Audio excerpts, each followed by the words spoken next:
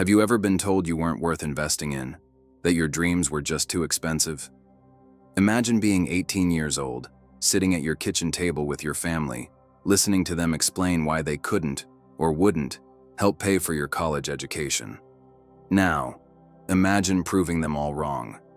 8 years later, I held a crisp, golden-edged graduation invitation in my hands.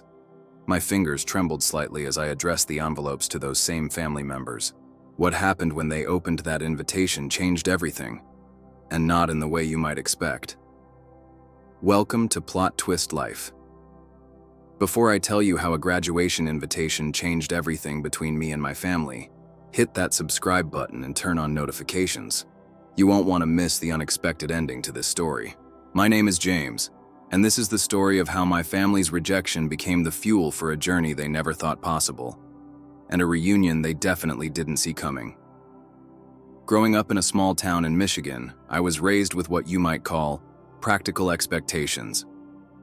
My parents, both factory workers, and my extended family, uncles, aunts, and grandparents who lived within a 15-mile radius, all subscribed to a simple philosophy.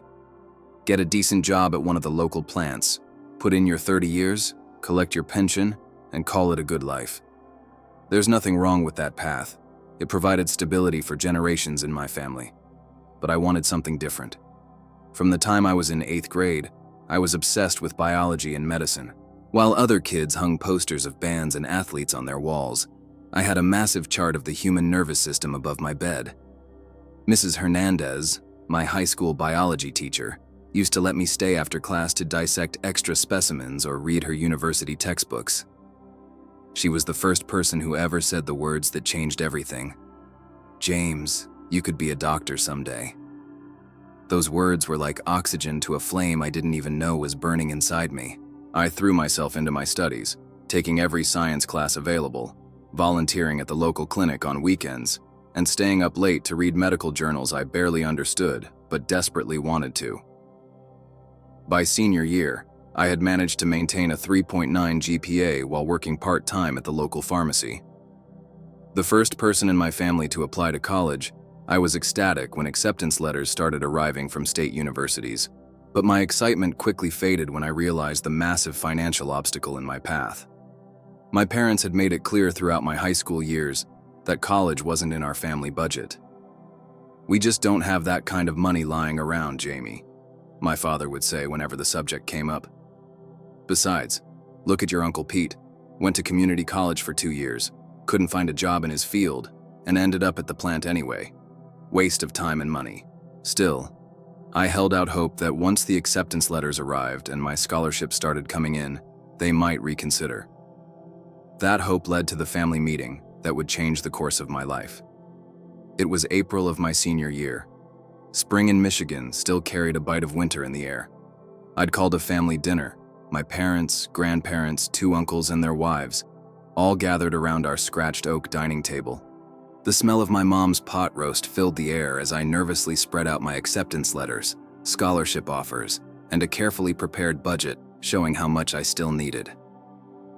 "I've already secured $18,000 in scholarships," I explained, my voice cracking with nerves and excitement. "And I can work part-time while studying, but I'll still need about $12,000 per year to cover tuition and living expenses. If everyone could help just a little." My voice trailed off as I looked at their faces. The silence that followed was deafening. My grandfather cleared his throat. "Jamie," he said, using my childhood nickname that suddenly felt patronizing. "That's a lot of money to gamble on something that might not pan out." "It's not a gamble," I insisted. "I've never wanted anything more. I know I can do this." My Uncle Ray, always the practical one, leaned forward. "Listen, kid, nobody's saying you're not smart, but medical school, that's what, another 4 years after college? And residency after that? We're talking about a decade before you even start making real money. That's if you even get in." My aunt chimed in. "Honey, maybe consider something more realistic. The community college has a nursing program. 2 years and you're out earning a decent living." One by one, they explained why they couldn't or wouldn't contribute. My parents' retirement wasn't fully funded. My grandparents were on fixed incomes, My uncles had their own kids to think about, but it was my father's words that cut the deepest. "Son," he said, pushing his plate away, "we're proud of your ambition, but this isn't something we can support. The Millers aren't doctors. We're workers. Always have been, always will be. There's honor in that, and the sooner you make peace with it, the happier you'll be." I looked around the table at the faces of people I loved, people who had cheered at my Little League games and celebrated my birthdays, and saw nothing but closed doors. Not one of them, not a single one, was willing to bet on my future. That night, after everyone left, I sat on the edge of my bed holding my acceptance letter from the University of Michigan. Tears blurred the words as a cold resolve settled in my chest. If my family wouldn't help me, I would find another way. I would prove them all wrong. The next morning, I marched into the Army recruiting office in our town. 2 weeks after graduation, while my classmates were planning their college move-in days or starting jobs at the plant, I was on a bus to basic training. My plan was simple: serve my country, earn GI Bill benefits, and pay for my own damn education. Basic training at Fort Jackson, South Carolina, was a shock to my system. The southern humidity felt like breathing through a wet towel, and Drill Sergeant Hoffman seemed personally offended by my skinny, bookish presence. "Miller," he'd bellow at 4:30 each morning, "you think you're going to be a doctor? You can't even do 20 proper push-ups." Over those 9 weeks, as my body transformed and hardened, I would whisper to myself during particularly brutal training sessions, "This is still easier than giving up on my dream." By the time I graduated from basic training, I could do 60 perfect push-ups, and Drill Sergeant Hoffman had stopped calling me Walking Dictionary and started using my actual name. I was assigned to the 30th Medical Brigade, where I trained as a combat medic. The irony wasn't lost on me. My family hadn't supported my medical dreams, but now the US Army was teaching me to save lives on the battlefield. For 4 years, I served with distinction, including an 18-month deployment to Afghanistan. In the dust and danger of Kandahar province, I treated everything from minor infections to catastrophic battlefield injuries. Each patient reinforced my desire to become a doctor. Each life saved or lost was a lesson that no textbook could teach. During rare moments of downtime, I took online classes through the University of Maryland's global campus, slowly accumulating credits toward my undergraduate degree in biology. Every night, no matter how exhausted I was, I studied for at least an hour: anatomy, chemistry, physiology. Fellow soldiers would find me hunched over textbooks in the mess hall or reading by flashlight in my bunk. When my service commitment ended, I had the GI Bill, a solid amount of savings from combat pay, and enough transfer credits to enter the University of Michigan as a junior. The day I moved into my small off-campus apartment, I sent a short email to my family. "Starting at U of M next week. Still planning to become a doctor. Thought you should know. James." The responses trickled in. Polite but distant congratulations from my parents, and radio silence from most of the others. Only my grandmother sent a care package with homemade cookies and a note that read, "I always knew you were special, Jamie. Different doesn't mean wrong." Those cookies were the only support I received from my family during the next 2 grueling years. I worked as an emergency department technician on weekends while carrying a full course load of advanced science classes. The skills I'd learned as a combat medic made me valuable in the ER, and my battlefield experience gave me a calm precision that impressed the attending physicians. My graduation from Michigan came with high honors and acceptance to their medical school, a rare achievement that filled me with vindication. The same day I received my medical school acceptance, I got a text from my mother. "Your cousin Pete just got promoted to shift supervisor at the plant. Starting salary is $75,000. Still sure about all this school?" I didn't respond. After all these years, they still didn't get it. This wasn't about money. It was about becoming who I was meant to be. Medical school was both harder and more fulfilling than I'd imagined. The volume of information was staggering, the hours punishing, and the emotional toll of learning to care for human lives was sometimes overwhelming. But I thrived in ways I never had before, surrounded by people who didn't think my dreams were too big or too impractical. During my second year of medical school, my grandfather passed away. I returned home for the funeral, my first visit in nearly 3 years. The awkwardness with my family was palpable. They asked superficial questions about doctor school, but changed the subject when I tried to share my passion for the neurological research I was assisting with. At the reception after the service, my Uncle Ray cornered me by the coffee urn. "So level with me, Jamie," he said, lowering his voice. "How much debt are you in right now? Gotta be hundreds of thousands, right?" I looked him in the eye and said, "I don't have any debt, Uncle Ray." He nearly choked on his coffee. "What? How's that possible?" "The GI Bill covered my undergraduate degree," I explained, "and I received a full scholarship to medical school based on my service record and academic performance. Plus, the Army is paying me a stipend to return as a military physician after residency. I'll be an Army doctor for 7 years, but I'll graduate completely debt-free." The look on his face, shock mixed with something like regret, gave me no satisfaction. I'd long since stopped looking for validation from people who hadn't believed in me when it mattered. Time seemed to accelerate during my clinical rotations.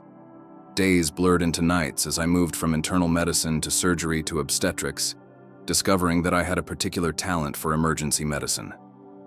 The organized chaos of the ER, the quick thinking required, the variety of cases, it all reminded me of my time as a combat medic, but with significantly better resources and less sand. As graduation approached, I found myself thinking more about my family, not with anger or resentment, but with a strange sense of distance, as if they were characters in a story I'd read long ago rather than my own flesh and blood. We exchanged obligatory Christmas cards and occasional text messages, but the emotional connection had frayed to near invisibility. Then, one night during a quiet moment in the ER, a trauma case came in. A factory worker who'd had his arm caught in a machine. As we worked to save both his life and his limb, I found myself thinking of my father's calloused hands, my uncle's stories of workplace injuries, the peculiar pride they took in the physical toll their jobs demanded. For the first time in years, I felt a wave of something other than resentment, a complicated mixture of gratitude for the work ethic they'd instilled in me, sadness for the connection we'd lost, and a quiet determination to bridge the gap that had grown between us. 2 months before graduation, I held a stack of formal invitations in my hands. The heavy cardstock with gold embossing announced my graduation from the University of Michigan Medical School with honors, followed by my commissioning as a captain in the U.S. Army Medical Corps. I hesitated only briefly before addressing envelopes to my parents, my grandmother, and yes, my uncles and aunts who had sat at that dinner table 8 years earlier and declined to invest in my future. I didn't include a note or any personal message, just the formal invitation and the RSVP card. The responses came faster than I expected. First my grandmother, then my parents, and finally, one by one, my extended family all indicated they would attend. My mother called, her voice unusually tentative. "Jamie," she said, using the nickname I hadn't heard in years. "We're all so proud of you. I hope you know that." I didn't point out that their pride had been absent when I needed their support. Instead, I simply said, "I look forward to seeing everyone at the ceremony." Graduation day dawned bright and clear, one of those perfect Michigan spring days that make you forget the brutal winters. As I donned my green doctoral hood and adjusted my cap, I felt a calm certainty settle over me. This wasn't about proving them wrong anymore. It was about showing them who I'd become despite their lack of faith. After the ceremony, as families gathered for photos and celebrations, I spotted them standing awkwardly near the edge of the quad. My parents, grandmother, uncles, and aunts, all dressed in their Sunday best, looking both proud and unsure of their welcome. I approached them, medical degree in one hand, my newly received military commission in the other. The silence stretched between us until my father stepped forward. "Son," he began, his voice rough with emotion, "I don't know if there are words to say how wrong we were, what you've accomplished." He gestured helplessly at the degree in my hand. "We should have believed in you." My Uncle Ray, never one for sentimentality, cleared his throat. "Jamie, Dr. Miller, what you did doing this all on your own. It's more than impressive. It's humbling." One by one, They offered congratulations tinged with apologies. I accepted both graciously, feeling neither triumph nor vindication, but a quiet peace.